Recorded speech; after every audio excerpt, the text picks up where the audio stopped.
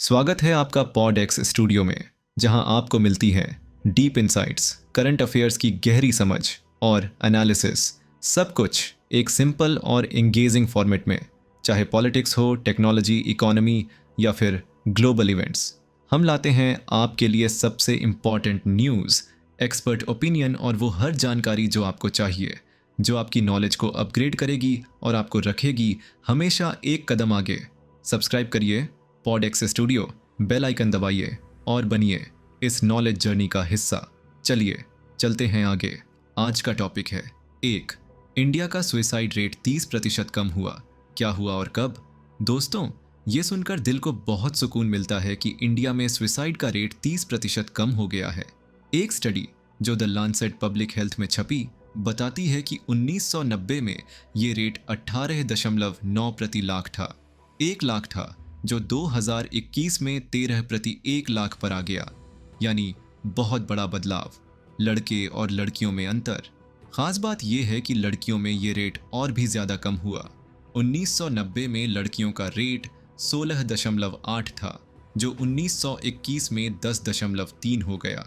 वहीं लड़कों में 20.9 से 15.7 हुआ। ये देखकर लगता है कि कुछ अच्छा काम हो रहा है। कैसे हुआ ये कमाल? अब सवाल ये है कि ऐसा हुआ कैसे?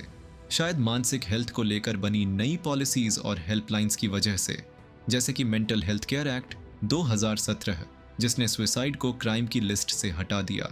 इससे लोग बिना डर के हेल्प मांग सकते हैं। सच में ये एक उम्मीद की किरण है। इंडिया का पहला वाइल्ड लाइफ बायो बैंक कहाँ और कब शुरू हुआ? दोस्तों, अब एक और शानदार न्यूज़। इंडिया का पहला वाइल्ड लाइफ बायो बैंक 2018 में हैदराबाद में शुरू हुआ।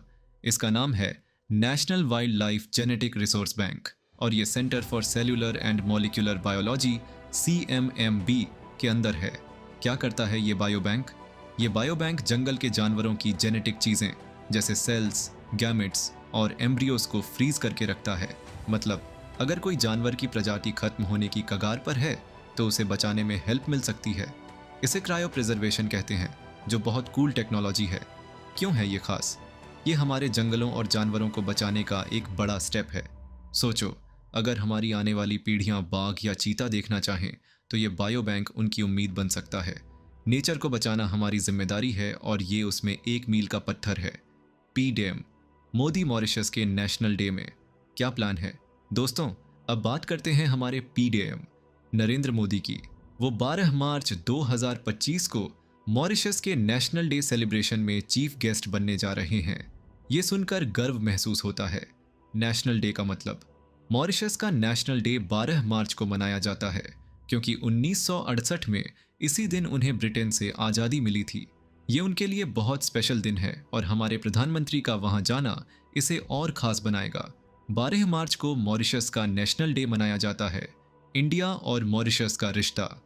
मॉरिशस के PM नवीन रामगुलाम ने कहा कि मोदी जी का आना इंडिया और मॉरिशस के स्ट्रॉन्ग बॉन्ड को दिखाता है। दोनों देशों के बीच कल्चर और ट्रेड का गहरा कनेक्शन है।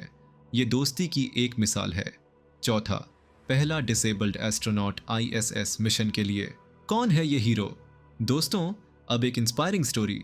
जॉन मैकफॉल, जो एक ब्रिटिश सर्जन और पुराना पैरालंपिक रनर हैं, वो दुनिया के पहले डिसेबल्ड एस्ट्रोनॉट बनने जा रहे हैं। उनका एक पैर आर्टिफिशियल है, लेकिन उनकी हिम्मत असली से भी ज्यादा मजबूत है। कैसे मिली मंजूरी? यूरोपियन स्पेस एजेंसी ESA ने 2022 में एक स्टडी की जिसे फ्लाई फीजिबिलिटी स्टडी कहा गया। इसमें देखा गया कि क्या कोई डिसेबल्ड इंसान अंतरिक्ष में ISS इंटरनेशनल स्पेस स्टेशन पर लंबा मिशन कर सकता है। हाल ही में जॉन को मेडिकली फिट घोषित किया गया। वाह, क्या बात है! क्यों है ये बिग डील? ये स्पेस एक्सप्लोरेशन में एक नया चैप्टर है। जॉन ने कहा, ये मुझसे बड़ा है। ये एक कल्चरल बदलाव है। ये दिखाता है कि डिसेबिलिटी कोई रुकावट नहीं बल्कि ताकत हो सकती है।